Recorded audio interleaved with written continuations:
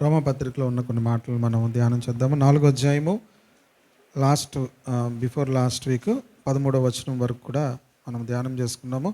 అతడు లోకమునకు వారసుడగునను వాగ్దానము అబ్రహామునికైనను అతని సంతానమునకైనను ధర్మశాస్త్ర మూలముగా కలగలేదు, కానీ విశ్వాస మూలమైన నీతి మూలముగానే కలిగను. కనుక అబ్రహాము లోకమునకు వారసుడిగా మరి దేవుడు పిలిచినట్లుగా మనం చూస్తాము. 14వ వచనము, ధర్మశాస్త్ర సంబంధులు వారసులైన యెడల విశ్వాసం వ్యర్థమగును, వాగ్దానము నిరర్ధకమగును. ధర్మశాస్త్ర సంబంధులు అంటే ధర్మశాస్త్రం ఎవరికైతే ఇవ్వబడిందో, ధర్మశాస్త్రం ఎవరికి ఇవ్వబడిందంటే యూదులకు మాత్రమే ఇవ్వబడింది. ధర్మశాస్త్రంలో ఉన్నవన్నీ కూడా యూదులకు మాత్రమే చెందినవి. ఇవి రాబోయే ఇంకా రోమపత్రికలో ముందుకు వెళ్ళే కొద్దీ అవన్నీ కూడా ఉంటాయి. కనుక అప్పుడు వెళ్ళినప్పుడు నేను అవన్నీ చెప్తాను. కనుక ధర్మశాస్త్రము యూదులకు మాత్రం ఇవ్వబడింది అని చెప్తూ, ఇది అబ్రహామునకు ఎలా కలిగింది ఈ లోకమునకు వారసుడగుననే మాటను చెప్తూ, అది విశ్వాసం ద్వారా మాత్రమే కలిగింది అనే మాటను 16వ వచనంలో మనం చూస్తాం. ఈ హేతువు చేత ఆ వాగ్దానము యావత్ సంతతికి అనగా ధర్మశాస్త్రం గలవారికి మాత్రమే కాక అబ్రహాముకు ఉన్నట్టు విశ్వాసం గలవారికి కూడా దృఢము కావాలనని కృపను అనుసరించినదే ఉండినట్లు అది విశ్వాసం మూలమైనదాయను. మధ్యలో ఒక మాట ఉంది, 15వ వచనం, ఏలయనగా ధర్మశాస్త్రం ఉగ్రతను పుట్టించును, ధర్మశాస్త్రం లేని ఎడల అతిక్రమము లేకపోను. ఈ మాటను నేను 5వ అధ్యాయంలో వచ్చినప్పుడు అక్కడ చెప్తాను. ఎందుకంటే ఇక్కడ చెప్తే మళ్ళీ ఇక్కడ కూడా ఉంటుంది కనుక రెండు కలిపి చెప్పాలి. కనుక ఈ రెండు కలిపి నేను 5వ అధ్యాయంలో చెప్తాను.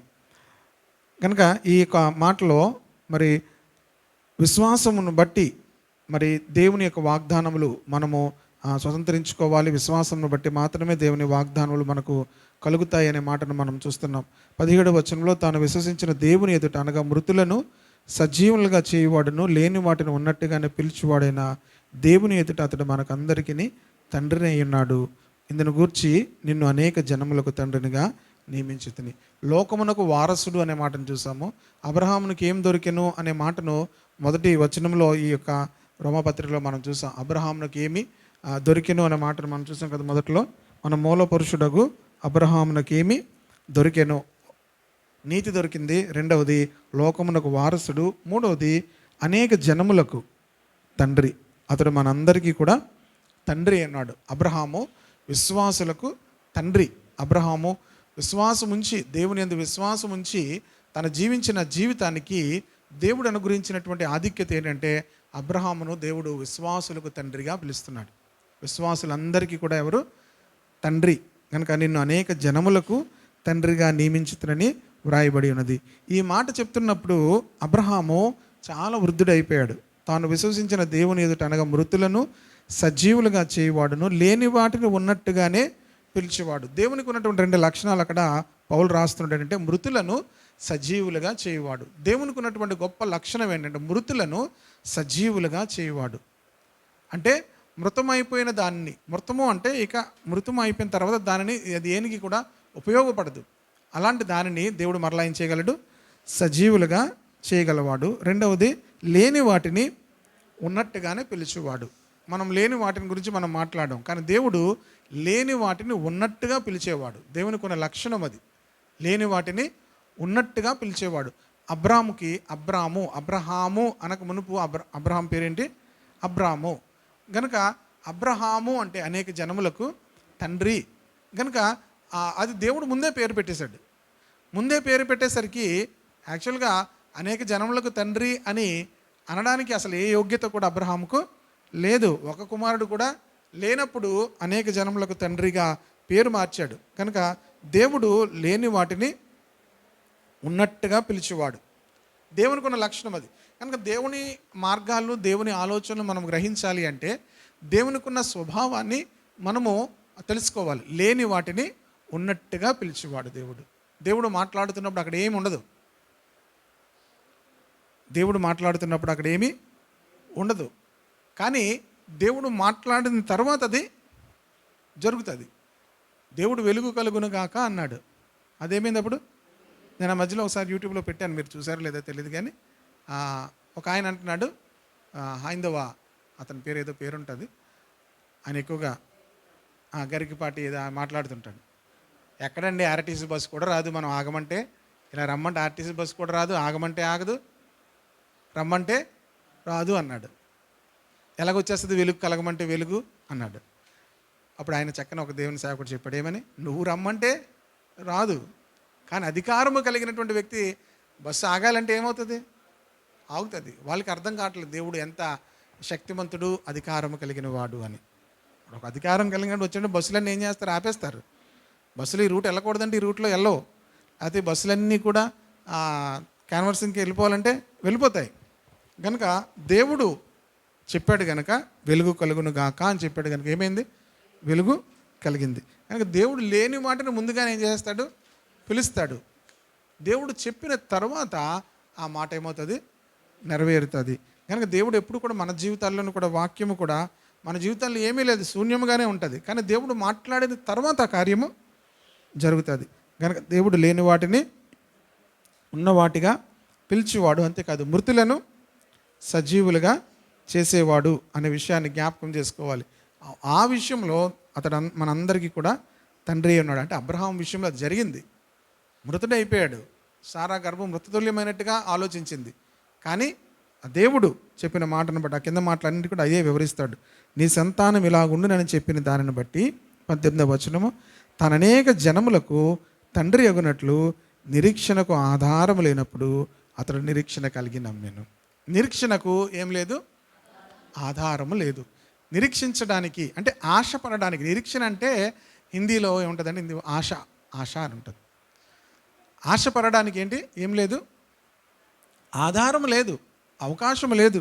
కానీ నిరీక్షణకు ఆధారం లేనప్పుడు అతడు నిరీక్షణ కలిగి నమ్మెను.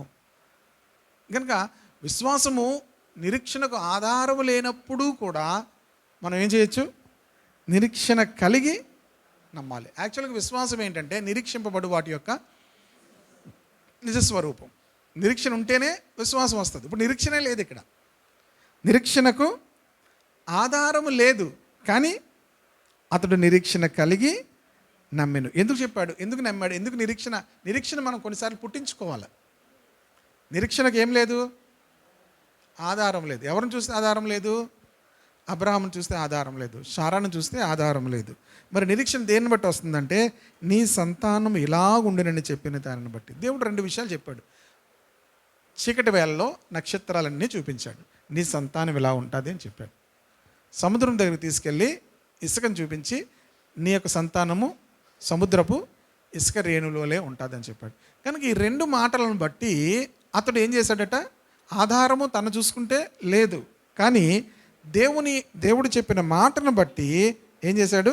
నిరీక్షణ కలిగి నమ్మెను. మరలా చెప్తున్నాను, నిరీక్షణ లేకపోతే విశ్వాసం అనేది ఉండదు. నిరీక్షణ ఉంటేనే విశ్వాసం అనేది వస్తుంది. నిరీక్షణ దేని కొరకు ఉంటుంది అంటే, మనము దేవుని మాటను బట్టి మనకు నిరీక్షణ కలుగుతుంది. 119వ కీర్తన చూస్తే ఆయన మాట మనకు నిరీక్షణ పుట్టిస్తుంది అని ఉంటుంది. నీ మాట నాకు ఆశను పుట్టిస్తుంది అని. కనుక దేవుని యొక్క మాటే నిరీక్షణ. వేరేది ఏది కూడా ఇంక నిరీక్షణ అనేది ఉండదు. దేవుని మాట వింటున్నా, దేవుని మాటలు చదువుతున్నా మనకు నిరీక్షణ కలుగుతుంది. ఆ నిరీక్షణతో ఏం చేయాలంటే నమ్మాలి దేవుని. నిరీక్షణ కలిగి నమ్మెను. అతడు విశ్వాసమందు బలహీనుడు కాక రమారమి 100 ఏండ్ల వయసు గలవాడై ఉండి, అప్పటికి తన శరీరము మృతతుల్యమైనట్టును శారా గర్భం మృతతుల్యమైనట్టును ఆలోచించెను. కానీ అవిశ్వాసం వలన దేవుని వాగ్దానమును గురించి సందేహింపక. అంటే ఇది ఇంపాసిబుల్, కానీ దేవుని వాగ్దానమును గురించి ఏం చేయలేదట? సందేహింపక. దేవుని మాటను గురించి ఏం చేయలేదు? సందేహించలేదు. అది విశ్వాసం అంటే. మామూలుగా అయితే ఇది అసాధ్యం, కానీ దేవుడు మాట్లాడుతున్నాడు కనుక ఏం చేశాడు? దేవుని వాగ్దానం గురించి సందేహింపక దేవుని మహిమపరచి. దేవుని ఏం చేశాడు? మహిమపరచి ఆయన వాగ్దానము చేసిన దానిని నెరవేర్చుటకు సమర్థుడని రూఢిగా విశ్వాసముంచి విశ్వాసం వలన బలమునందెను. అబ్రహాంలో ఉన్నటువంటి హైయెస్ట్ డిగ్రీ చెప్తున్నాడు ఇక్కడ ఫెయిత్లో. ఏంటంటే దేవుడు వాగ్దానము చేసిన దానిని నెరవేర్చుటకు సమర్థుడని విశ్వసించి విశ్వాసం వల్ల రూఢిగా విశ్వసించి. అంటే తన విశ్వాసంలో ఎలాగుందంట? రూఢిగా అంటే ఖచ్చితంగా, ఇక ఎటువంటి డోకా లేదనమాట. దేవుడు చేస్తాడు, రూఢిగా ఖచ్చితంగా ఆయన చేస్తాడు, నిశ్చయముగా చేస్తాడని విశ్వసించి ఏం చేశాడు? విశ్వాసం వలన బలమునందెను. కనుక విశ్వాసం ఎప్పుడూ కూడా మనకి ఏమి ఇస్తుంది అంటే బలమునిస్తుంది. మన యాత్రలో విశ్వాసం మనకి బలమునిస్తుంది. విశ్వాసం వలన అతడు బలమునందెను, అందుచేత అది అతనికి నీతిగా ఎంచబడెను. కనుక ఇప్పటికే చాలాసార్లు ఉంది కదా, అతని నీతి ఏమవుతుంది? పెరిగిపోతుంది. చూడండి, మొదటి అధ్యాయంలో ఉంటుంది, రోమాపత్రిక మొదటి అధ్యాయంలో ఏముంటుందంటే 17వ వచనం చూడండి.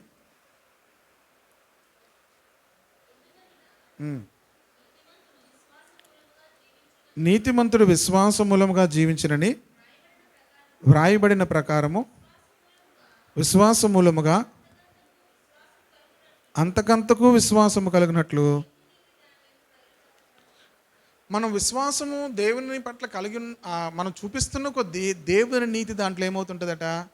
బయలుపరచబడుతూ ఉంటుంది. అంతేకాదు, నీతిమంతుడు విశ్వాస మూలముగా, నేను మొన్న విశ్వాసం ఉంచానండి, రక్షణ పొందినట్టు విశ్వాసం ఉంచాను, లేకపోతే గడిచిన ఏదో విషయంలో విశ్వాసం ఉంచానంటే కాదు, ప్రతి విషయంలో కూడా ఏం చేయాలి? విశ్వాసం ఉంచాలి. అందుకే అంటున్నాడు, విశ్వాస మూలముగా అంతకంతకు విశ్వాసము కలిగినట్లు దేవుని నీతి. ఇప్పుడు విశ్వాసములో ఎదుగుతున్నాడు, దేవుని నీతిలో కూడా ఏమవుతున్నాడు? స్థాయి పెరుగుతుంది. ఇప్పుడు మొదట్లో అబ్రహాము దేవుని నమ్మెను, అది అతనికి నీతిగా ఎంచబడెను. ఇంకా తర్వాత ఏమవుతుంది? ఇంకా ఆ నీతి ఏమవుతుంది? పెరుగుతూ ఉంది. విశ్వాసం కూడా ఏమవుతుంది? పెరుగుతూ ఉంది. కనుక విశ్వాసము మనలో పెరగాలి, దేవుని నీతి కూడా ఏమవ్వాలి? మనలో పెరగాలి. నీతిమంతుడు విశ్వాసం మూలముగా జీవించును అంటే ప్రతి విషయంలో కూడా మనం ఏం చేయాలి? విచారకరమైన విషయం ఏంటంటే, మనము కొన్ని రోజులు అయిన తర్వాత ప్రతి విషయం గురించి దేవుని యందు విశ్వాసం ఉంచాం, మిగతాది మన యొక్క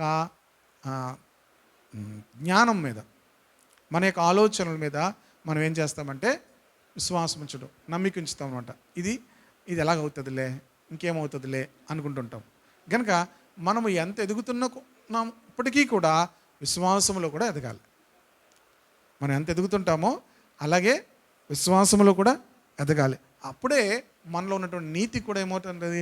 అధికమవుతూ ఉంటుంది. కనుక అక్కడ మళ్ళీ అందుకే అంటున్నాడు, అందుచేత అది అతనికి నీతిగా ఎంచబడింది. ఇక్కడి వరకు అబ్రహాం గురించి చెప్పుకొచ్చాడు. ఇక్కడి వరకు ఎవరి గురించి చెప్పుకొచ్చాడు? అబ్రహాం గురించి చెప్పాడు. చాలాసార్లు మనము భక్తుల గురించి మనం వింటున్నప్పుడు, లేకపోతే ఏ భక్తుని గురించి అయినా చెప్తున్నప్పుడు ఆ భక్తునితోనే ఆగిపోకూడదు. దేవుడు భక్తుల యొక్క విశ్వాసాన్ని, భక్తుల యొక్క విధేయతను అంతటినీ కూడా తీసుకొస్తూ ఎక్కడ కంపేర్ చేస్తున్నాడో చూడండి. పౌలు ఎంతో మహాజ్ఞాని, దానిని ఎలా కంపేర్ చేస్తున్నాడంటే, అది 23వ వచనము, అది అతనికి ఎంచబడినని అతని నిమిత్తం మాత్రము కాదు కానీ మన ప్రభు అయిన యేసును మృతులలో నుండి లేపిన వాని యందు విశ్వాసముంచిన మనకును ఎంచబడినని మన నిమిత్తము కూడా వ్రాయబడెను. ఇది ఎలా కలిపాడో చూడండి. ఇప్పుడు అబ్రహాముకు అది రాయబడి ఉంది కదా, కానీ ఇక్కడ ఏమంటున్నాడు పౌలు?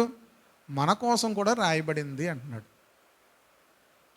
ఇలా కనెక్ట్ చేసుకోవడం చాలా కష్టం. కానీ పౌలు ఎందుకు రాస్తున్నాడంటే, అబ్రహామును దేవుడు నడిపించినటువంటి విధానము రాబోయేటువంటి దినాల్లో యేసుక్రీస్తును విశ్వాసముంచిన వారికి కూడా ఈ విధముగానే దేవుడు నీతినిస్తాడు అని అనడానికి మాదిరిగా అబ్రహాము జీవితాన్ని నడిపించాడు. ఏమీ లేదు, శూన్యం తన జీవితంలో, నిరీక్షణకు ఆధారము లేదు, కానీ నిరీక్షణ కలిగి అబ్రహాము నమ్మాడు. ఇప్పుడు అలాగే మనము కూడా నీతిమంతులుగా తీర్చబడాలంటే దానికి ఇక్కడ ఏంటంటే, మన ప్రభు అయిన యేసును మృతుల్లో నుండి లేపిన వాని యందు విశ్వాసముంచిన మనకును ఎంచబడునని మన నిమిత్తము కూడా వ్రాయబడింది. ఇక్కడ చాలా జాగ్రత్తగా వినాలి. ఇక్కడ 2 విషయాలు ఉన్నాయి. ఏంటంటే, మనం యేసుక్రీస్తునందు విశ్వాసం ఉంచుతున్నాము అనుకుంటున్నాం. ఇక్కడ ప్రభు అయిన యేసును మృతుల్లో నుండి లేపిన వాని యందు, ఎవరు లేపారు? తండ్రి లేపాడు. తండ్రి యేసుక్రీస్తును మృతుల్లో నుండి లేపాడు. అంటే మొదటగా మనం ఒక విషయం జ్ఞాపకం చేసుకోవాలి. అందుకే లేఖనాల్లో ఈ త్రిత్వము యొక్క ఆ సిద్ధాంతం అర్థం కావాలంటే తండ్రి కుమారుని ఏం చేశాడు? లేపాడు. కనుక ఈ విషయాన్ని జ్ఞాపకం చేసుకోవాలి. తండ్రి కుమారుని ఏం చేశాడు? లోకానికి దేవుడు లోకాన్ని ఎంతో ప్రేమించాడు. ప్రేమించి తన అద్వితీయ కుమారునిగా పుట్టిన వాని యందు విశ్వాసం ఉంచేవాడు నశింపక నిత్య జీవం పొందినట్లు ఆయనను అనుగ్రహించాను. కనుక తండ్రి మనల్ని ప్రేమించి తన కుమారుని ఏం చేశాడు? పంపించాడు. అలాగే ఇప్పుడు మన విశ్వాసము కూడా ఎలా ఉండాలి అంటే, చాలామంది నేను యేసుక్రీస్తునందు విశ్వాసం ఉంచుతున్నాము అంటారు. ఇది సంపూర్ణమైనటువంటి ట్రూత్ కాదు. మృతుల్లో నుండి యేసుక్రీస్తును లేపిన వాని యందు మనం విశ్వాసం ఉంచాలి. అంటే తండ్రి ప్రేమ, తండ్రి యొక్క శక్తి, తండ్రి యొక్క కృపను మనం అర్థం చేసుకోవాలి. యేసుక్రీస్తును త్యాగం చేయడం ద్వారా, యేసుక్రీస్తును మనకు అనుగ్రహించడం ద్వారా దేవుడు తన ప్రేమను మనకు వెల్లడి చేశాడు. కనుక ఆయన యందు, తండ్రి యందు విశ్వాసం ఉంచిన మనకు కూడా ఏమవుతుందట? నీతిగా ఎంచబడుతుంది. కనుక యేసుక్రీస్తును మృతుల్లో నుండి లేపిన తండ్రి యందు మనం విశ్వాసం ఉంచుతున్నప్పుడు మనకు కూడా నీతి ఆపాదించబడుతుంది. మనము నీతిమంతులముగా దేవుని దృష్టిలో పిలువబడతాం. ఆయన మన అపరాధముల నిమిత్తము అప్పగింపబడి మనము నీతిమంతులముగా తీర్చబడుటకై లేపబడెను. కనుక యేసుక్రీస్తు తిరిగి లేవకపోతే మన యొక్క జీవితంలో నీతి అనేది మనకు రాదు. అందుకే అక్కడ ఏమంటున్నాడు? మన అపరాధముల నిమిత్తము అప్పగింపబడ్డాడు. అంటే యేసుక్రీస్తు సిలువ వేయబడినప్పుడు జరిగింది ఏంటంటే, మన అపరాధములకు శిక్ష విధించబడింది, కానీ మనం నీతిమంతులం కాలే. యేసుక్రీస్తు ఎప్పుడైతే తిరిగి లేపబడ్డాడో మనము నీతిమంతులుగా తీర్చబడ్డాము. అందుకే పునరుత్థానం అనేది చాలా ఇంపార్టెంట్. అందుకే సువార్త చెప్తున్నప్పుడు కూడా సరిగా మనం చెప్పకపోతే సరిగా అర్థం కాదు. యేసుక్రీస్తు సిలువ వేయబడ్డాడు, సిలువ వేయబడిన తర్వాత తిరిగి లేపబడ్డాడు. బాప్తిజం కూడా నెక్స్ట్ అధ్యాయంలో చెప్తానులేండి. కనుక ఈ యొక్క విషయాలన్నీ కూడా తిరిగి లేపబడడం అనేది మనము గ్రహించినప్పుడే, యేసుక్రీస్తు తిరిగి లేపబడడం ద్వారా ఏమవుతున్నాం? మనము నీతిమంతులుగా తీర్చబడుతున్నాం. వీఆర్ జస్టిఫైడ్ అంటే తీర్చబడుతున్నాం. దేవుడు మనలను నీతిమంతులుగా తీర్పు చెప్తున్నాడు అంతే. హల్లెలూయా. నీతిమంతులుగా ఆయన ఏం చేస్తున్నాడు? ఇతడు నీతిమంతుడు. ఎందుకంటే ఇతని దోషములకు ఏమైంది? శిక్ష విధించబడింది. కనుక సిలువ వేయబడినప్పుడు మాత్రం మనము నీతిమంతులం కాదు. యేసు ప్రభు తిరిగి లేచిన తరువాతనే మనము నీతిమంతులముగా. ఎఫెసీ పత్రికలో 2వ అధ్యాయం మొదటి మాటలు ఏముంటుందంటే, మనం మన అపరాధముల చేతను పాపముల చేతను చచ్చిన వారమై ఉండగా ఆయన క్రీస్తుతో కూడా మనలను లేపెను అని ఉంటుంది. అంటే లేపబడినప్పుడు మాత్రమే మనం నీతిమంతులముగా తీర్చబడ్డాము. కనుక అలా నీతిమంతులముగా తీర్చబడి 5వ అధ్యాయము 1వ వచనం, కాబట్టి విశ్వాసం వలన మనం నీతిమంతులముగా తీర్చబడి మన ప్రభు అయిన యేసుక్రీస్తు ద్వారా దేవునితో సమాధానము కలిగి ఉందుము. ఇప్పుడు నీతిమంతులంగా తీర్చబడ్డాం. నీతిమంతులంగా తీర్చబడిన తర్వాత ఏం చేస్తాము? యేసుక్రీస్తు మన పాపముల కొరకు, మన అపరాధముల కొరకు సిలువ వేయబడ్డాడు. ఆయన తిరిగి లేవడం ద్వారా మనం నీతిమంతులముగా తీర్చబడ్డాము. ఇప్పుడు నీతిమంతులంగా తీర్చబడినటువంటి మనకి ఉన్నటువంటి ఆధ్యాత్మికమైనటువంటి అనుభవము, ఆధిక్యత ఏంటంటే, విశ్వాస మూలముగా మనము నీతిమంతులముగా తీర్చబడి మన ప్రభు అయిన యేసుక్రీస్తు ద్వారా దేవునితో సమాధానము కలిగి ఉందము. ఎప్పుడైతే నీతిమంతులంగా తీర్చబడ్డామో మనకున్నటువంటి పని ఏంటంటే దేవునితో సమాధానము కలిగి ఉందము అని ఉంది. యాక్చువల్గా అక్కడ ఒకటే నేసేమంచండి, కలిగి ఉన్నాము. కనుక దేవుడు నీతిమంతుడు. దేవునితో సమాధానము, దేవునితో సంబంధము మనము కలిగి ఉండాలంటే మనము నీతిమంతులుగా తీర్చబడాలి. మనము నీతిమంతులుగా కాకుండా దేవునితో సమాధానం అనేది మన జీవితంలో ఉండదు. కనుక యేసుక్రీస్తునందు విశ్వాసము ద్వారా నీతిమంతులుగా తీర్చబడినటువంటి మనము దేవునితో ఇప్పుడు ఏమై ఉన్నాము? సమాధానము కలిగి ఉన్నాము. యేసుక్రీస్తుని బట్టి దేవునితో మనం ఏమై ఉన్నాము? దేవునితో సంబంధము, దేవునితో సమాధానము మనము కలిగి ఉన్నాము. దేవుడు మనల్ని చూసినప్పుడు ఆయన ఎంతగానో సంతోషిస్తాడు దేవునితో మనం మాట్లాడుతున్నప్పుడు, ప్రార్థన చేస్తున్నప్పుడు. అందుకే మనం యేసుక్రీస్తును బట్టి మనం అతిశయపడాలి అంటాడు. చూడండి అక్కడ తర్వాత విషయాలు కూడా మీకు చెప్తాను. మరియు ఆయన ద్వారా మనం విశ్వాసం వలన ఈ కృపయందు ప్రవేశము గలవారమై అందులో నిలిచి ఉండి దేవుని మహిమను గుర్చిన నిరీక్షణను బట్టి అతిశయపడుతున్నాము. కనుక ఇక్కడ ఈ 4 అధ్యాయాలు, 3 అధ్యాయాలు, తర్వాత 4వ అధ్యాయము విశ్వాస జీవితం గురించి ప్రారంభించాడు. మొదటి 3 అధ్యాయాలు కూడా తీర్పు ఎందుకు వచ్చింది, దేవుడు మన జీవితాల్లో ఉన్నటువంటి పాపమునికి ఎలా తీర్పు తీరుస్తాడు, ఇవన్నీ కూడా చెప్తాడు. కనుక ఈ 4వ అధ్యాయంకి వచ్చేసరికి విశ్వాస జీవితం అంటే ఏంటో వివరిస్తున్నాడు. విశ్వాస జీవితం ఏంటో అని వివరించాలి అంటే ఎవరి జీవితాన్ని తీసుకొని వివరిస్తున్నాడు? అబ్రహాము జీవితాన్ని తీసుకొని వివరిస్తున్నాడు. మిగతా వాళ్ళెవరూ కూడా ఎవరిని బట్టి కూడా విశ్వాస జీవితం వివరించలేరు. బైబిల్లో ఒకవేళ హానోకును బట్టి చెప్పారనుకోండి, హానోకు దేవునితో నడిచాడు, దేవుడు అతనిని కొనిపోయిననుంది. కానీ తన జీవితం గురించి ఏం లేదు, డేటా మనకు లేదు. అతడు ఏం చేశాడు, ఎలా జీవించాడు అనే విషయాలు మనకు తెలియదు. నోవాహు కూడా కొంతవరకు తన జీవితాన్ని నీతిమంతుడిగా దేవుని దృష్టిలో కనబడినప్పటికీ కూడా తన జీవితము విశ్వాస నడక అబ్రహామునకు కనబడినట్లుగా కనబడదు. మొత్తం ఎన్ని అధ్యాయాల్లో ఉంటాడంటే నోవాహు 6వ అధ్యాయములో స్టార్ట్ అవుతాడు, 5వ అధ్యాయంలో పుడతాడు, 6వ అధ్యాయంలో కనిపిస్తాడు, 7వ అధ్యాయంలో ఆ వాడ, ఇవే కనిపిస్తాయి. 8వ అధ్యాయంకి వచ్చేసరికి నోవాహుది ఏమవుతుంది తర్వాత కనిపించదు. విశ్వాస నటక లేకపోతే విశ్వాస జీవితం అనేది నోవాహు జీవితంలో కూడా సంపూర్ణంగా మనకు కనిపించదు, కొంతవరకు కనిపిస్తుంది. కానీ అబ్రహాము జీవితంలో చూస్తే విశ్వాస జీవితం అనేది పూర్తిగా కనబడుతుంది. తన దేశాన్ని విడిచిపెట్టడం, తన తండ్రిని విడిచిపెట్టడం, దేవుడు ఎలా మన దగ్గరికి వెళ్ళడం, దేవుడు ఏమీ ఇవ్వకపోయినా కూడా అలాగ దేవుని వెంబడించడం, 100 సంవత్సరాలు వచ్చేంత వరకు దేవుని యందు నమ్మిక ఉంచడం. తర్వాత అబ్రహాం జీవితాన్ని మనం చూసినప్పుడు తన కుమారుడు బలి అర్పించేటప్పుడు అది హైయెస్ట్ అన్నమాట.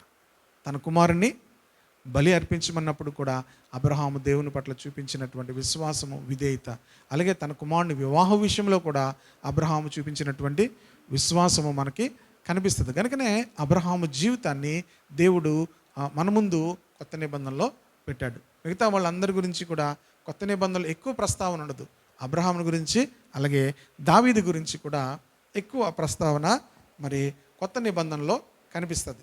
వీళ్ళిద్దరూ పాత నిబంధనలో జీవించినప్పటికీ కూడా కొత్త నిబంధనలో ఉన్నటువంటి మనకు ఎందుకు మాదిరి అంటే, మొదటి అబ్రహాం గురించి అయితే అతడు విశ్వాసులకు తండ్రి అయి ఉన్నాడు, అతడు లోకమునకు వారసుడై ఉన్నాడు, అతడు దేవుని నమ్మినది అతనికి నీతిగా ఎంచబడును. కనుక ఇవన్నీ కూడా మన అబ్రహాం జీవితం ద్వారా నేర్చుకున్నాం. కనుక విశ్వాసం ద్వారా ఇప్పుడు మనం ఏమవుతున్నామంటే కృపలో ప్రవేశిస్తున్నాం.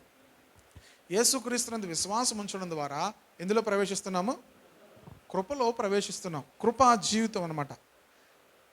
కృప అనేది ఏంటంటే కరెక్ట్గా ఒక వర్డ్లో చెప్పాలంటే అన్మెరిటెడ్ ఫేవర్, అంటే యోగ్యత లేని వానికి యోగ్యతను ఇచ్చేది. మర్సీ అంటే ఏంటంటే మనము శిక్షించబడాలి. మనం యాక్చువల్గా దేనికి శిక్షకు పాత్రులం, నరక పాత్రులం. దేవుడు మనలను నరకానికి పంపకుండా, మనకు శిక్ష వేయకుండా దేవుడు మనల్ని శిక్షలను తప్పించాడు. అది మర్సీ అంటారు అన్నమాట. దేవుడు మన మీద ఏమయ్యాడు? కనికెరపడ్డాడు. కృప ఏంటంటే మనకు అర్హత లేని దాన్ని మనకిచ్చింది.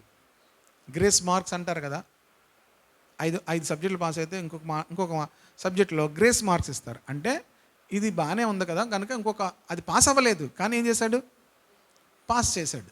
అది గ్రేస్ మార్క్స్ అంటారు. గ్రేస్ అనేది ఏంటంటే మనల్ని పాస్ చేసింది. కనికరం ఏంటంటే మనకు శిక్ష వేయలేదు. అర్థమైందా? మర్సీకి గ్రేస్కి తేడా. మర్సీ అనేది మన మీద శిక్ష విధించకుండా మనల్ని శిక్షలోంచి ఏం చేశాడు? దేవుడు తప్పించాడు. కృప ఏంటంటే మనకు అర్హత లేదు నీతిమంతులంగా పిలువబడడానికి, దేవునితో సమాధానం కలిగి ఉండటానికి, దేవుని రాజ్యంలోనికి వెళ్ళడానికి మనకు అర్హత లేదు. కానీ దేవుడు మనకేం చేశాడు? కృపనిచ్చాడు. అందుకు ఆయన ద్వారా మనం విశ్వాసం వల్ల కృపలో ఏమవుతున్నామో ప్రవేశిస్తున్నాము. కృపలో ఏమవుతున్నాము? ప్రవేశం గలవారమై. రెండోది ఏం చేయాలంటే నిలిచి ఉండాలి. కృపలో ఏమవ్వాలి? నిలిచి ఉండాలి. గలతీలో ఉన్నటువంటి సంఘం ఏమైందంటే వాళ్ళు కృపలోనికి వచ్చారు కానీ కృపలో నిలిచి ఉండట్లేదు. మీకు చూపిస్తాను చూడండి, 5వ అధ్యాయం గలతీ పత్రిక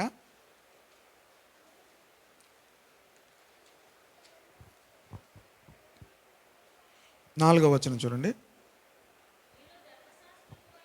మీలో ధర్మశాస్త్రం వలన నీతిమంతులను తీర్చబడి వారెవరో వారు క్రీస్తులో నుండి బొత్తుగా వేరు చేయబడి ఉన్నారు, కృపలో నుండి తొలగిపోయి ఉన్నారు. గలతీ పత్రిక 5:4. మీలో ధర్మశాస్త్రం వలన నీతిమంతులుగా తీర్చబడి వారెవరో వారు క్రీస్తులో నుండి ఏమయ్యారు. దీని అర్థం ఏంటంటే, మనము దేవుడు మనలను ఉచితముగా నీతిమంతులుగా తీర్చాడు. మనం తర్వాత నేను ఇలా జీవించాను కనుక దేవుడు నాకు ఇలా చేశాడు, ఇలా జీవించాను కనుక దేవుడు నన్ను నీతిమంతులుగా తీర్చాడు అనేటువంటి అటువంటి పరిస్థితిలోనికి వెళ్ళిపోయే పరిస్థితి ఉంటుంది. కనుక ఈ గలతీలో ఉన్నటువంటి వాళ్ళు ఏం చేశారంటే, వాళ్ళ మధ్యలోనికి ఒక తప్పుడు బోధ వచ్చింది. గలతీ సంఘంలోకి ఏమొచ్చింది? ఒక తప్పుడు బోధ వచ్చింది. ఏంటి ఆ బోధ అంటే, సున్నతి పొందితేనే కానీ మీరు రక్షణ పొందలేరు, ధర్మశాస్త్రం అంతా కూడా మీరు ఆచరిస్తేనే కానీ పరలోకము వెళ్ళలేరు. అందుకనే 3వ అధ్యాయం చూడండి, గలతీ పత్రిక 3వ అధ్యాయము మొదటి 2 వచనాలు చూడండి.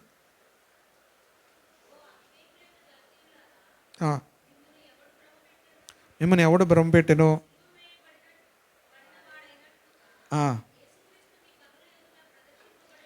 యేసుక్రీస్తు మీ కన్నుల ఎదుట ప్రదర్శింపబడిన కదా, ఇది మాత్రమే మీ వలన తెలుసుకొని కోరుచున్నాను.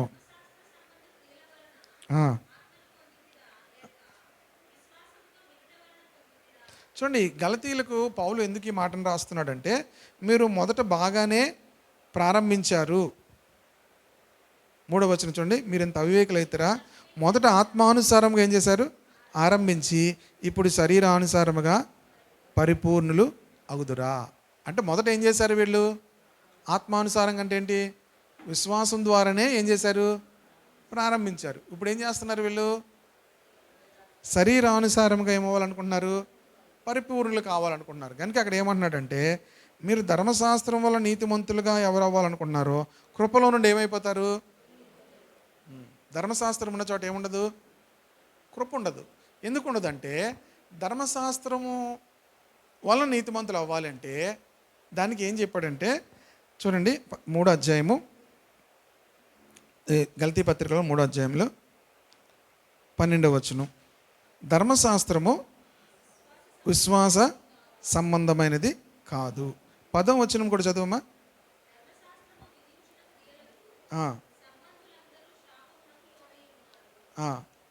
ధర్మశాస్త్ర గ్రంథమందు వ్రాయబడిన విధులన్నీ చేటు యందు నిలకడగా ఉండని ప్రతివాడును శాపగ్రస్తుడు. ఈ ధర్మశాస్త్రం వల్ల వచ్చిన ప్రమాదం ఏంటంటే, ధర్మశాస్త్రం మంచిదే కానీ ఆ చెప్పిన మాట వినకపోతే శాపం వస్తుంది. అర్థమవుతుందా? ధర్మశాస్త్రం మంచిదే కానీ, నేను కిందకి వెళ్ళాక ఇంకా ఇంకా వివరంగా చెప్తాను. ధర్మశాస్త్రం మంచిదే కానీ ధర్మశాస్త్రం చెప్పినట్టు చేయకపోతే ఏమొస్తుంది? శాపం వస్తుంది. కనుక మీరు ఇప్పుడు ధర్మశాస్త్రం వల్ల నీతిమంతులుగా తీర్చబడితే కృపలో నుండి తొలగిపోతారు అంటున్నాడు. కనుక కృపలో నిలిచి ఉండాలంటే యేసుక్రీస్తునందు మన విశ్వాసం ఉంచి, నేను యేసుక్రీస్తునందు విశ్వాసం వల్ల నీతిమంతుడును అని చెప్పుకుంటే మనం ఎందులో ఉంటాము? కృపలో నిలిచి ఉంటాము. కృపలో ప్రవేశించాము, కృపలో ఏమై ఉండాలి? నిలిచి ఉండాలి. యేసుక్రీస్తునందు విశ్వాసం ఉంచడం కృపలోకి వచ్చాము, కృపలో ఏమవ్వాలి? నిలిచి ఉండాలి. నిలిచి ఉండాలంటే మనం యేసుక్రీస్తునందే అతిశయపడుతూ, దేవుని యందు అతిశయపడుతూ, దేవుడు చేసినటువంటి ఆ యొక్క కార్యమును బట్టి దేవుడిని స్తుతిస్తూ ఉండాలి.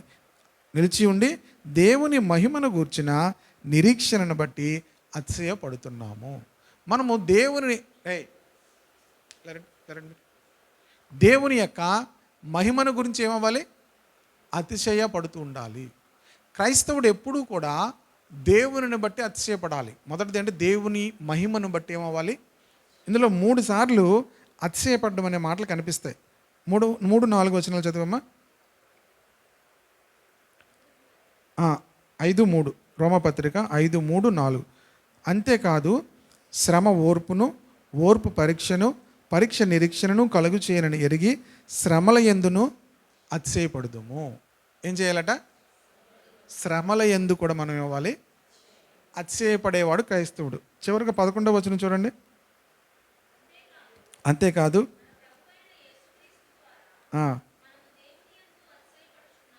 చూడండి, 3 సార్లు అతిశయపడుతున్నామనే మాటను ఈ అధ్యాయంలో మనం చూస్తాం. మనము యేసుక్రీస్తు ద్వారా దేవుని యందు ఏం చేస్తున్నాము? అతిశయపడుతున్నాము. ఎందుకు అతిశయపడుతున్నాము? ఇప్పుడు అతిశయం మీకు దేన్ని బట్టి వస్తుంది అమ్మా? మనం ఏదైనా చేసినప్పుడు దానిని బట్టి మనకేం కలుగుతుంది? అతిశయం కలుగుతుంది. ఇప్పుడు మనము దేనిని బట్టి అతిశయపడాలంటే ప్రభువుని బట్టి అతిశయపడాలి, తండ్రిని బట్టి అతిశయపడాలి. ఏం చేయాలి? తండ్రిని బట్టి ఏం చేయాలి? అతిశయపడాలి. ఇక్కడ యేసుక్రీస్తు ద్వారా మన దేవుని యందు మనం అతిశయపడుతున్నాము. రెండవ దేనిని బట్టి అతిశయపడాలంటే దేవుని మహిమను గూర్చిన నిరీక్షణను బట్టి మనం ఏం చేస్తున్నాము? అతిశయపడుతున్నాం. దేవుని మహిమను గూర్చినటువంటి నిరీక్షణ అంటే మనమందరము కూడా దేవుని యొక్క మహిమలోనికి మనం ప్రవేశించబోతున్నాం. దేవుడు మనలందరినీ కూడా తన మహిమలోనికి పిలుస్తున్నాడు. దేవుడు మనలందరికీ కూడా తన మహిమలో మనలందరినీ కూడా పాలిభాగస్తులు చేయబోతున్నాడు. కనుక ఆ మహిమను బట్టి మనం ఏమవ్వాలి? అతిశయపడాలి. దేవుడిని బట్టి అతిశయపడాలి. దేవుడు అనుగ్రహించేటువంటి మహిమను గురించిన నిరీక్షణతో ఏం చేయాలి? అతిశయపడాలి. మూడవది, శ్రమలలో కూడా. మీకు విషయం తెలిసిన శ్రమలు వచ్చాయంటే అతిశయపడాలి. శ్రమలు మనిషికి ఏం తీసుకొస్తాయి? శ్రమలు ఏం చేస్తాయి? క్రైస్తవులంగా శ్రమలను బట్టి కూడా ఏం చేయాలి? అతిశయపడాలి. నాకు ఇంత శ్రమ వచ్చిందా అంటే నేనేమవ్వాలి? ఇంకా అతిశయపడాలి. మనకు వచ్చిన ఆశీర్వాదాలను బట్టి మనం అతిశయపడతాం. కానీ క్రైస్తవ జీవితం చాలా వ్యతిరేకమైనది. శ్రమల యందు కూడా మనం ఏం చేయాలట? శ్రమల యందును అతిశయపడుదుము. కనుక ఈ మూడు అతిశయాలు క్రైస్తవుని జీవితాల్లో ఈ మూడే ఉండాలి తప్ప నేను ఎంత ఆశీర్వదించబడ్డాను, ఎంత గొప్పవాడను దానిని బట్టి కాదు మనం అతిశయపడవలసింది. అంతేకాదు శ్రమ ఓర్పును, ఓర్పు పరీక్షను, పరీక్ష నిరీక్షణను కలుగు చేయనని ఎరిగి శ్రమల యందును అతిశయపడుదుము. అంటే శ్రమలు క్రైస్తవ జీవితంలోకి ఎందుకు వస్తాయంటే మన జీవితంలో క్యారెక్టర్ని శ్రమ అనేది బిల్డ్ చేస్తుంది. శ్రమలు ఏం చేస్తాయి? జాగ్రత్తగా గమనిస్తే ఎవరు జీవితంలో సరైనటువంటి క్యారెక్టర్ అనేది రాదు అంటే శ్రమ అనుభవాల్లోంచి వెళ్ళని వారికి జీవితంలో సరైనటువంటి క్యారెక్టర్ రాదు. శ్రమ ఏం చేస్తుంది? ఓర్పుని తీసుకొస్తుంది. ఓర్పు చాలా అవసరం తెలుసా? మనకేముండదు? ఏముండదు? ఓర్పు ఉండదు, ఓపిక ఉండదు. ఓర్పును ఓపిక కూడా అనొచ్చు. మనకేముండదు? ఓర్పు ఉండదు. అంటే తొందరగా ఏమవుతాం? రియాక్ట్ అయిపోతాం తొందరగా. ఎప్పుడు మనకు ఓర్పు అనేది వస్తుందంటే ఈ శ్రమలలో ఏమవుతుందంటే ఓర్పు అనేది మనకి అలవాటు అవుతుంది, ఓర్చుకోవడం అలవాటు అవుతుంది, మనుషులు ఓర్చుకోవడం అలవాటు అవుతుంది. శ్రమలు లేని వాళ్ళు ఎవరిని కూడా ఏం చేయలేరు? ఓర్చుకోలేరు. దేనికి కూడా ఏముండదు? ఓర్పు ఉండదు. ఓర్పు రావాలంటే పర్సనల్గా మనము శ్రమ అనుభవాల్లోంచి వెళ్ళాలి. కనుకనే యాకోబు పత్రికలో 1వ అధ్యాయము 2వ వచనం అనుకుంటాను చూడండి.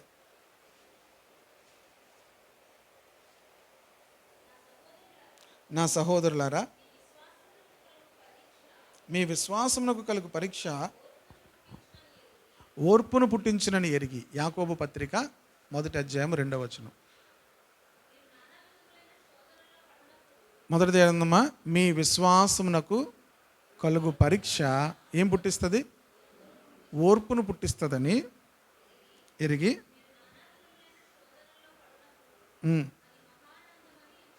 శోధనలో పడినప్పుడు ఏం చేయాలట? శోధన అంటే ఇక్కడ పాపంలో పడ్డం కాదు. ఇక్కడ శోధన అనేది పాపంలో పడ్డం కాదు. మన జీవితంలో మనం మంచిగా ఉంటున్నప్పుడు కూడా మనకి ప్రతికూలమైన పరిస్థితులు ఏర్పడతాయి. మనకు ప్రతికూలంగా ఏర్పడతాయి. మనం భక్తిగా ఉంటున్నా కూడా మనకేమవుతాయి? ప్రతికూలంగా ఉంటాయి. భక్తిగా మన ఎవరు చెప్పారు? భక్తిగా లేని వాళ్ళకి ఎక్కువ ఏమవుతుంటాయి? బాగా అన్నీ అవుతుంటాయి. భక్తిగా ఉన్న మనకేమవుదు? ఏమి?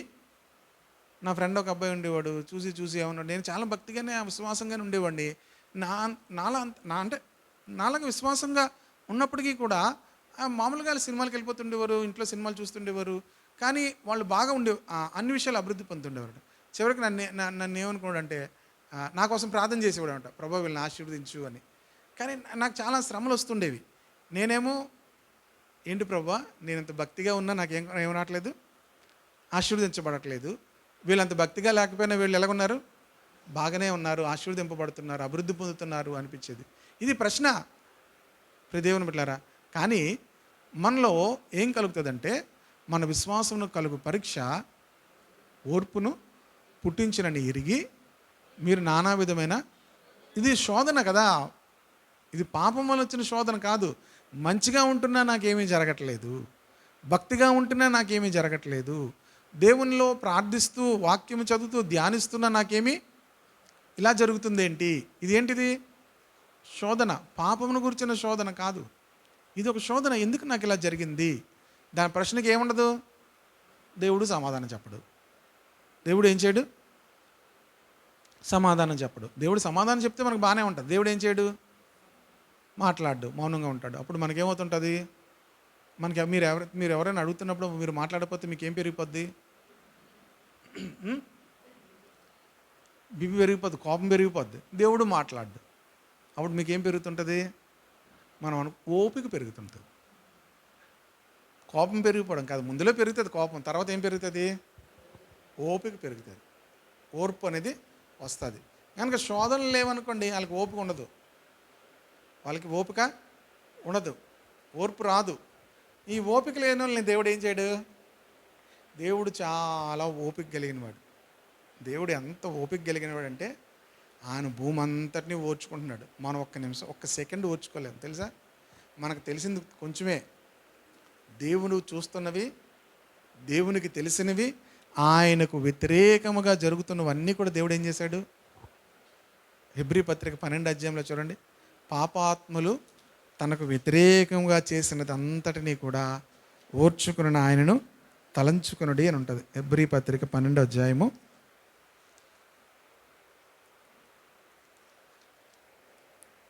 3వ వచనం చూడండి. మీరు అలసట పడకయు మీ ప్రాణమును విసుకకి ఉండినట్లు పాపాత్ములు తనకు వ్యతిరేకంగా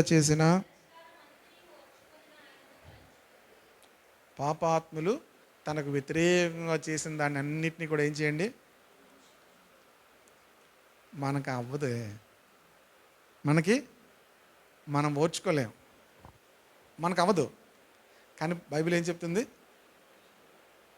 మీరు అలసట పడకయు, మళ్ళీ చదివమ్మా, మీరు అలసట పడకయు మీ ప్రాణాలు విసిగిపోకుండా ఉండాలంటే పాపాత్ములు తనకు వ్యతిరేకంగా చేసిందంతా కూడా ఆయన అంతా ఓర్చుకున్నాడు. కనుక ఓర్పు అనేది దేవుని దగ్గర ఉన్న ఓర్పు మనుషుడికి కూడా ఉండదు. ఇప్పటికీ కూడా ఆయన దీర్ఘశాంతము గలవాడుగానే ఉన్నాడు. ఎంత కఠినముగా ప్రజలు ప్రవర్తిస్తున్నా, దేవునికి వ్యతిరేకముగా, దేవుని సేవకులకు, దేవుని బిడలకు ఎంతో వ్యతిరేకముగా ప్రవర్తిస్తున్నా ఆయన ఏం చేస్తాడు, మనకేమవుదు, సర్రమని లెగిస్తాం. మనం ఏమవుతాం, మనలో దేవుని క్యారెక్టర్ అనేది మనలో బిల్డ్ అవ్వట్లేదు. దేవుడు ఏం చేస్తాడంటే, మనలో దైవికమైనటువంటి క్యారెక్టర్ బిల్డ్ చేయడం కొరకు ఏం చేస్తాడు, మన జీవితంలో శోధనల్లోనూ ప్రవేశపెడతాడు. శోధనలో మన జీవితంలోకి అనుమతిస్తాడు. ఆయన శోధనలు ఏం చేస్తాడు, దేవుడు అనుమతిస్తాడు. మనలో అనేక ప్రశ్నలు ఉంటాయి, జవాబు ఉండదు. మనకు అనేకమైన ప్రశ్నలు ఉంటాయి, జవాబు దేవుడు చెప్పడు. కానీ మనం ఏం చేయాలి, అబ్రహాంకి బోల్డ్ ప్రశ్నలు ఉన్నాయి. ఎంతమంది అడుగుంటారో కదా, వచ్చేయమంటే వచ్చేసావు, మీ అమ్మను వదిలేసావు, మీ నాన్న వదిలేసావు, ఊరు వదిలేసావు, బంధువులను వదిలేసావు, ఇక్కడికి వచ్చేసావు. దేవుడేమో ఇప్పటికొచ్చి నీ జీవితంలో ఏమీ చేయలేదు. ఎంతమంది అడుగుంటారో కదా, ఎంతమంది అడుగుంటారు. మరి అబ్రహాము అన్నింటి మధ్యలో ఏం చేశాడు, ఓర్చుకోవడం అంటే ఏంటి, నోరెప్పలేదు. ఓర్చుకోవడం అంటే ఏంటి, సింపుల్గా చెప్తానండి మీకు. ఓర్చుకోవడం అంటే ఏంటి, నోరెప్పలేదు. నోరెప్పితే దాని సమాధానం ఏముంది, ఏమీ లేదు. అబ్రహాంకే తెలియదు, అబ్రహాం పర్సనల్గా ఉన్నప్పుడు దేవుడిని అడుగుతున్నాడు, ఏడు ప్రభువా మరి ఎలియాజరే నాకు వారసుడు అయ్యేటట్టు ఉన్నాడు, కానీ మనుషుల దగ్గర అలాగ అడుగుతాడా? ఏటా తీసుకొచ్చి పడేసాడు అన్నాడు అనుకో, ఏమైపోయినట్టు? పోయినట్టే. విశ్వాసం లేదు, ఏమీ లేదు, తప్పుడు సాక్ష్యం, వెళ్ళిపోయినట్టే కదా. మనుషుల దగ్గర అబ్రహాం ఏం అవ్వట్లేదు, దేవుణ్ణి అడిగాడు, ఏంటి ప్రభువా నాకు ఇప్పటికొచ్చి పిల్లలు లేరు, నువ్వు ఎన్నిస్తే నాకేంటి, నాకేం లేదు, పిల్లలు లేరు. దేవుణ్ణి అడిగాడు కానీ మనుషుల దగ్గర మాత్రం ఏం చేయలేదు, మాట్లాడలేదు. కనుక అబ్రహాంలో ఏముందంటే ఆ ఓర్పు అనేటువంటి ఆ గొప్ప క్యారెక్టర్ తన జీవితంలో మనం చూస్తాం. కనుకనే మన జీవితాలను కూడా శ్రమ ఏం పుట్టిస్తుంది, ఓర్పును పుట్టిస్తుంది. ఓర్పు పరీక్షను తీసుకొస్తుంది. ఓర్పుకు పరీక్ష ఉంటుంది అనమాట. ఆ పరీక్ష ఏం చేస్తుందంటే నిరీక్షణ ఉంది, కానీ యాక్చువల్గా అక్కడ వర్డ్ ఏంటంటే రెండు అనేసి ఏమని చూడండి, శీలము. శీలం అంటే ఏంటి? క్యారెక్టర్. శీలం అంటే ఏంటి? క్యారెక్టర్. అంటే క్యారెక్టర్ అంటే అది ఒక వెర్షన్లో భలే ఉంటుంది, మీకు చదివి వినిపిస్తాను చూడండి. యాంప్లిఫైడ్ వెర్షన్లో బైబిల్లో ఆ మాట చాలా బాగుంటుంది, నేను చదివి వినిపిస్తాను.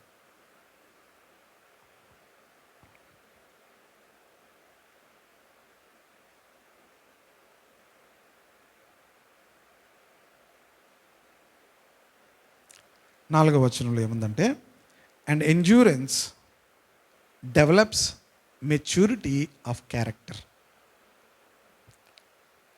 And endurance develops maturity of character, approved faith and tried integrity, and character produces joyful and confident hope of eternal salvation. కనుక ఆ మొదటి మాట నేను ఆ బైబిల్ చదువుతున్నప్పుడు ఆ మాట నాకు చాలా నచ్చింది, మెచ్యూరిటీ ఆఫ్ క్యారెక్టర్. ఈ శ్రమల్లోకి వెళ్ళిన వాళ్ళు ఏమవుద్దంటే క్యారెక్టర్లో మెచ్యూరిటీ వస్తుంది అనమాట. వ్యక్తిత్వంలో ఏమొస్తుంది, మెచ్యూరిటీ వస్తుంది. చాలామందికి ఏముండదు చూడండి, ఎంతకాలమైనా మెచ్యూరిటీ ఉండదు. చిన్నపిల్లల్లాగానే మాట్లాడతారు, చిన్నపిల్లల్లాగానే ప్రవర్తిస్తారు. ఎందుకంటే ఆ శ్రమల్లో వాళ్ళు ఏం నేర్చుకోవట్లేదు. శ్రమలు మన జీవితంలో ఓర్పును, ఓపికను తీసుకొస్తాయి. ఆ ఓర్పు మన జీవితంలో పరీక్షను తీసుకొస్తుంది.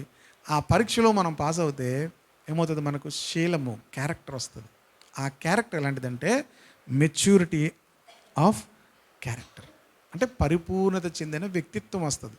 చాలామంది ఎంత ఎదిగినప్పుడు కూడా వాళ్ళ క్యారెక్టర్ ఏమి ఉండదు. ఇంకా చిన్నపిల్లల్లాగా ఏం చేస్తారు, బిహేవ్ చేస్తారు, ఇంకా చిన్నపిల్లల్లాగే మాట్లాడతారు, చిన్నపిల్లలు ఎలాగైతే ప్రవర్తిస్తారో అలాగే ప్రవర్తిస్తారు. ఆ మెచ్యూరిటీ అనేది ఆ శ్రమలు మన జీవితంలోనికి తీసుకొస్తాయి. కనుకనే దేవుడు ఏం చేస్తాడు, మనమైతే మన పిల్లలకి ఏం చేయము, శ్రమ అస్సలు పుట్టించం. దేవుడైతే ఏం చేస్తాడు, మన ప్రేమ స్వార్థపూరితమైన ప్రేమ. దేవుడిది స్వార్థపూరితమైన ప్రేమ కాదు. ఆయన మనలోంచి ఆ క్యారెక్టర్ డెవలప్ చేస్తాడు. మనలోంచి ఏం చేస్తాడు, ఆ క్యారెక్టర్ని డెవలప్ చేస్తాడు అన్నమాట. ఎందుకు క్యారెక్టర్ని డెవలప్ చేస్తాడు? ఇప్పుడు అబ్రహామును దేవుడు ఏం చేస్తున్నాడు, అందరికీ చూపిస్తున్నాడు. అబ్రహామును దేవుడు ఏం చేస్తున్నాడు, అందరికీ చూపిస్తున్నాడు. ఇప్పుడు మనల్ని కూడా దేవుడు అందరికీ చూపించాలంటే మనలో ఏముండాలి, ఆ గాడ్లీ క్యారెక్టర్ అనేది రావాలి కదా. గాడ్లీ క్యారెక్టర్ వస్తేనే దేవుడు మనల్ని ఇతరులకు ఏం చేస్తాడు, చూపించగలుగుతాడు. అందుకే యోబు గురించి దేవుడు ఏమడిగాడు, ఎవరితో చెప్పాడు, సాతానుతో చెప్పాడు యోబు గురించి. కనుక మన గురించి ఎవరికైనా చెప్పాలి అంటే మనలో ఏముండాలి, గాడ్లీ క్యారెక్టర్ అనేది ఉండాలి కదా. ఆ మెచ్యూరిటీ ఆఫ్ క్యారెక్టర్ అనేది ఉండాలి కదా. మనలో ఉండకపోతే దేవుడు ఏం చేయలేడు, చెప్పలేడు మన గురించి. యోబు గురించి దేవుడు ఏం చెప్పినా దేవుడు గెలిచాడా లేదా, గెలిచాడు. అలాగా దేవుడు మన గురించి అంత మంచి సాక్ష్యం చెప్పాలంటే దేవుడు మనలోనికి ఏం చేస్తాడంటే ఆ క్యారెక్టర్ని ఏం చేస్తాడు, డెవలప్ చేస్తాడు. మనం అలా క్యారెక్టర్ డెవలప్ మనం డెవలప్ అవ్వాలనుకుంటాం. మనం ఏమనుకుంటాం, మనం డెవలప్ అయిపోవాలనుకుంటాం. ప్రభు దగ్గరికి వచ్చాం, ప్రభు మమ్మల్ని ఆశీర్వదించి మమ్మల్ని గొప్ప చేయి, ఇంకా గొప్ప చేయి అనుకుంటాం. దేవుడు మనల్ని గొప్ప చేయడం కాదు, మనలో క్యారెక్టర్ గొప్ప చేస్తాడు. మనలో ఎప్పుడైతే క్యారెక్టర్ అనేది గొప్ప అయిపోద్దో ఆటోమేటిక్గా మనల్ని దేవుడు ఇతరులకు ఆశీర్వాదకరంగా దేవుడు చేయడం ప్రారంభిస్తాడు. అని ఎరిగి మీకు క్యారెక్టర్ అనేది వస్తుంది కనుక మీరు నానా విధమైన శోధనలో పడినప్పుడు ఏం చేయమన్నాడు? మహా ఆనందమని ఎంచుకోండి అన్నాడు. ఇక్కడ అంటున్నాడు శ్రమల యందును కూడా మనం ఏమవుతాము? అతిశయపడదుము అన్నాడు. శ్రమలు వచ్చాయంటే మనం ఏం చేయాలి? అతిశయపడాలి.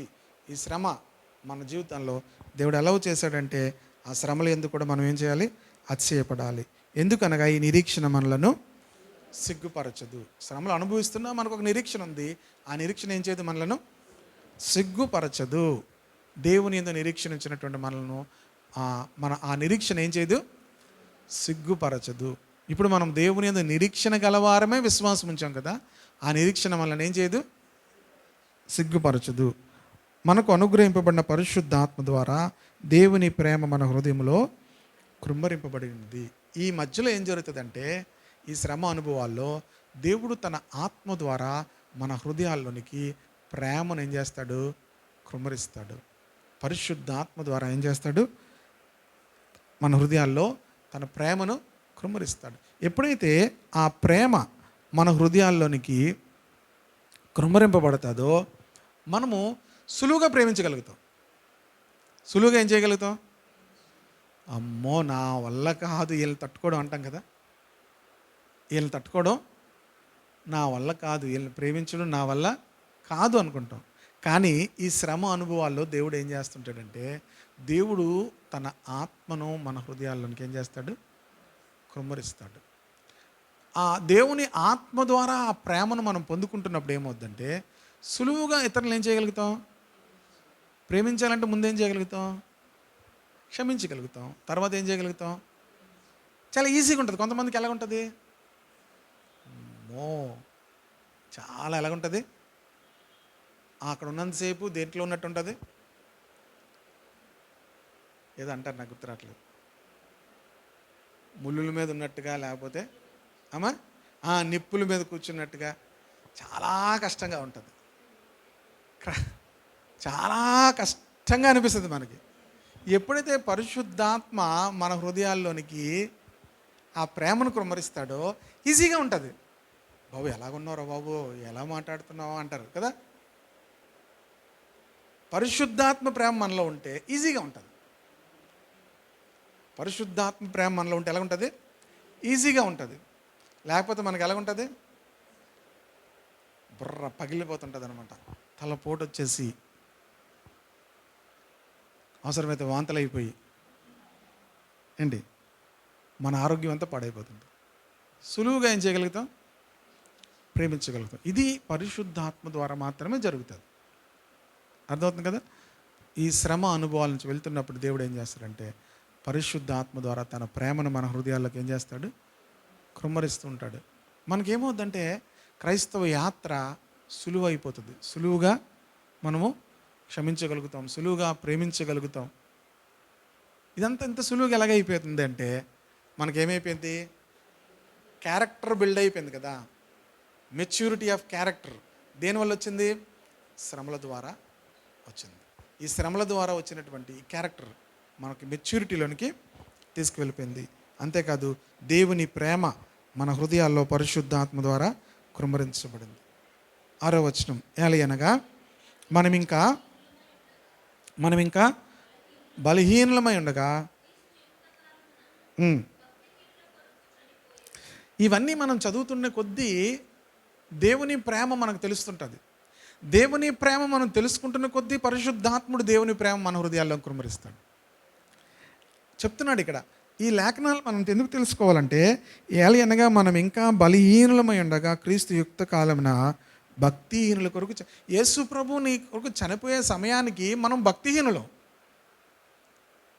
యేసు ప్రభు మనం మంచివారం గనక ఆయన చనిపోలేదు.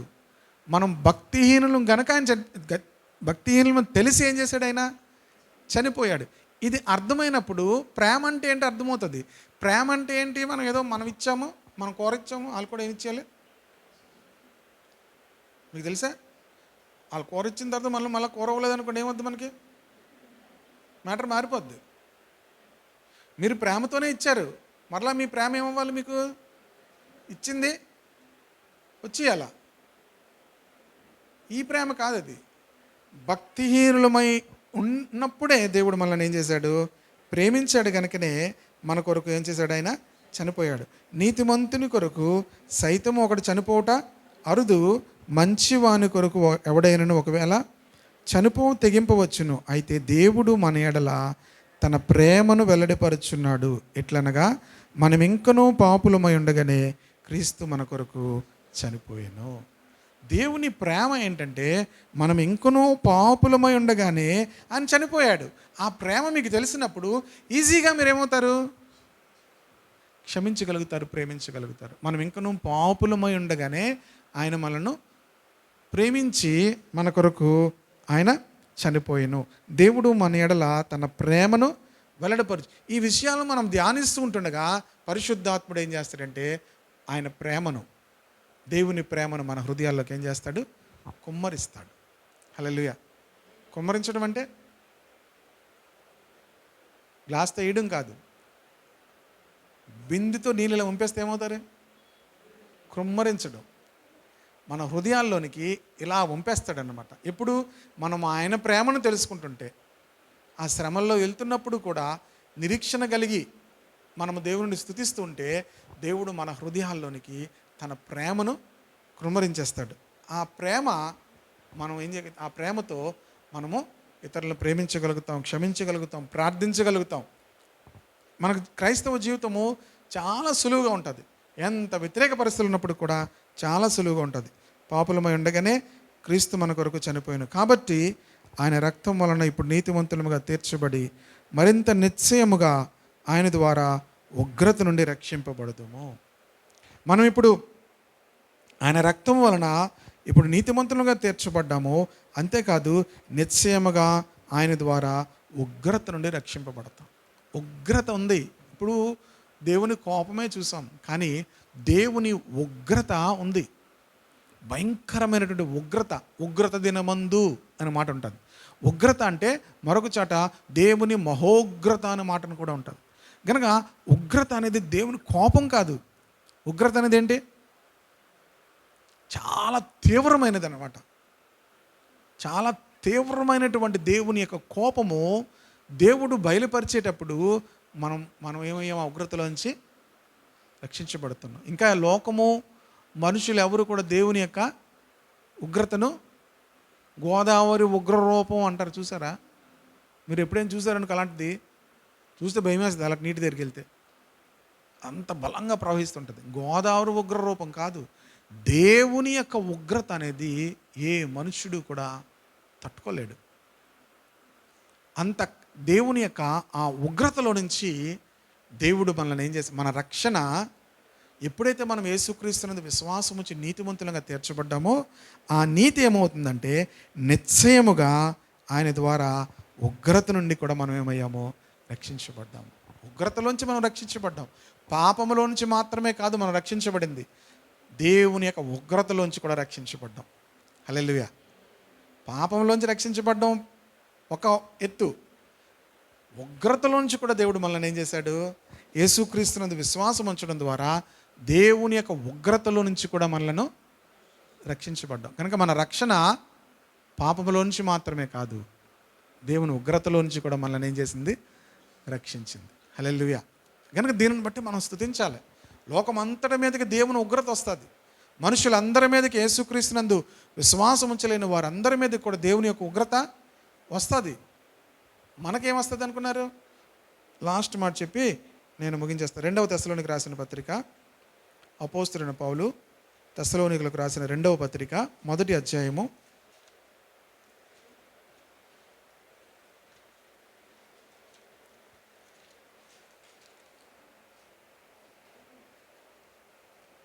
6వ వచనం చూడండి.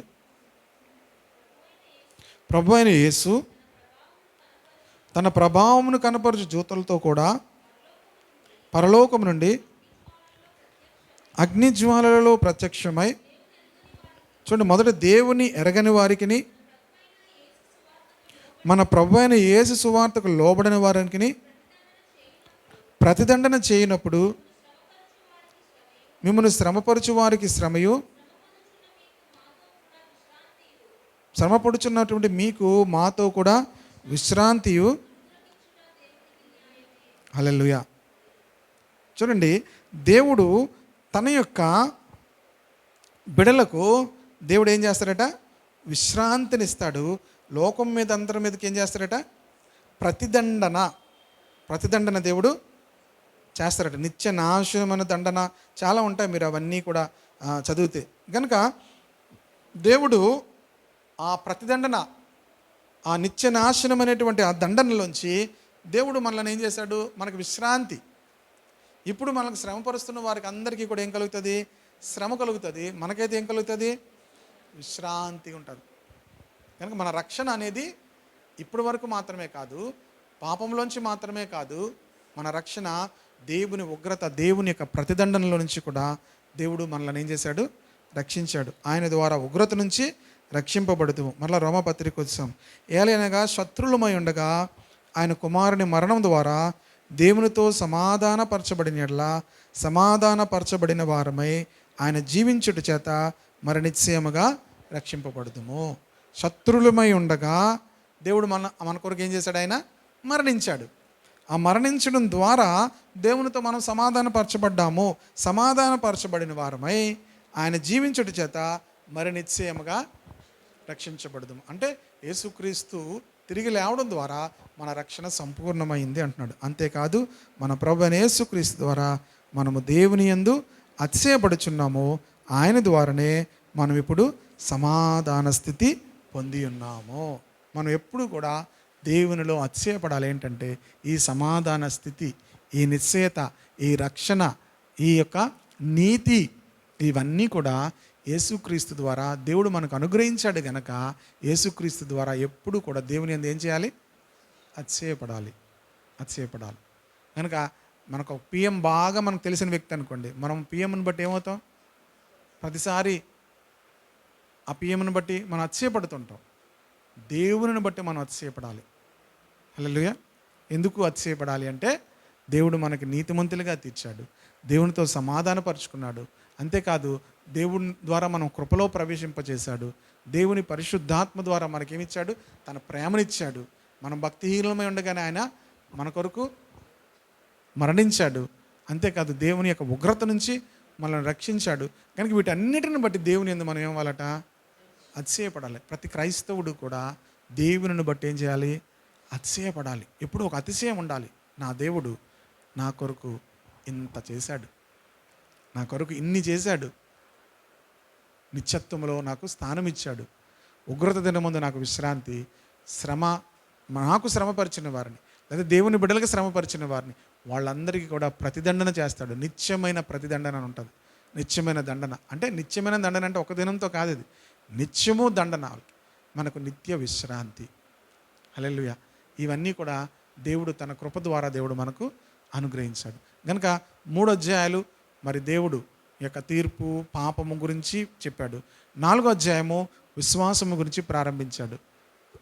5వ అధ్యాయంలోకి వెళ్ళేసరికి అబ్రహాం విశ్వాసం నుంచి యేసుక్రీస్తులో విశ్వాసంలోనికి మనకు తీసుకొచ్చాడు. అంటే అబ్రహాం విశ్వాసాన్ని తెలియచేస్తూ, అబ్రహాం విశ్వాసాన్ని మనకు మాదిరిగా చూపిస్తూ యేసుక్రీస్తునందు ఎలా విశ్వాసం ఉంచాలో చెప్పుకొస్తూ మనం ఎలాగా అతిశయించాలి, దేనిని బట్టి అతిశయించాలి అవన్నీ చెప్పాడు. తర్వాత అధ్యాయాల్లో మరి మనుషులందరికీ ఎలా పాపం వచ్చింది అనే విషయాలను కూడా అందులో ఉంటాయి. ఆ పాపంలో నుంచి ఎలా బయటకు వచ్చామో ఈ విషయాలు కూడా పౌలు రాశాడు. నెక్స్ట్ వీక్ మరి వాటిని ధ్యానం చేసుకుందాం. కళ్ళు మూసుకొని ఒక చిన్న ప్రార్థన చేసుకొని ముగించుకుందాం. సర్వశక్తి కలిగిన మా ప్రభువా, యేసయ్యా మీకు వందనాలు, స్తోత్రాలు చెల్లిస్తున్నాం ప్రభువా. తండ్రి, యేసుక్రీస్తు ద్వారా మీరు మా అందరి పట్ల చూపిన గొప్ప కృప కొరకు స్తోత్రాలు చెల్లిస్తున్నాం. దేవా, మా అపరాధముల నిమిత్తం నువ్వు అప్పగింపబడి మమ్మల్ని నీతిమంతులుగా తీర్చడానికి ప్రభా నువ్వు తిరిగి లేచావు. దేవానికి వందనాలు చెల్లిస్తున్నాం. నాయనా, మమ్మల్ని నీతిమంతులుగా తీర్చి దేవునితో సమాధానపరిచి ప్రభా కృపలో ప్రవేశించి కృపలో నిలిచి ఉండి ప్రభా దేవుని యందు ఎల్లప్పుడూ నాయన అతిశయపడుతూ ప్రభా నాయన శ్రమలు మా జీవితంలో ఎదురైన ఆ శ్రమల మధ్యలో కూడా నీవు నాయన మెచ్యూరిటీ, ఆ క్యారెక్టర్ నాయన మాలో డెవలప్ చేస్తున్నావు అని ఎరిగిన వారమై ఓర్పులోనికి నాయన మేము ప్రవేశించడానికి సహాయం చేయండి ప్రభా. ఈ మధ్యలో నాయన జరుగుతున్నటువంటి ప్రక్రియలో పరిశుద్ధాత్మ ద్వారా దేవుని ప్రేమను మా హృదయాల్లో కుమ్మరించండి ప్రభా. మేము ఎవరినైనా క్షమించగలగడానికి, ఎవరినైనా ప్రేమించగలగడానికి, ఎవరి కొరికైనా ప్రార్థించగలగడానికి ప్రభా ఆ ప్రేమ మా హృదయాలు ఇంకనూ కుమ్మరించండి ప్రభా. నాయన ఎల్లప్పుడూ దేవుని యందు అతిశయించే బిడలంగా మమ్మల్ని అందరినీ మార్చమని ఈ దినము చేసిన ధ్యానము మా అందరి జీవితాలకు ఆత్మీయ అనుభవంలో మరింత వృద్ధి చెందడానికి సహాయం చేయమని కోరుతూ యేసుక్రీస్తు నామములో ప్రార్థిస్తున్నాను తండ్రి. ఆమేన్.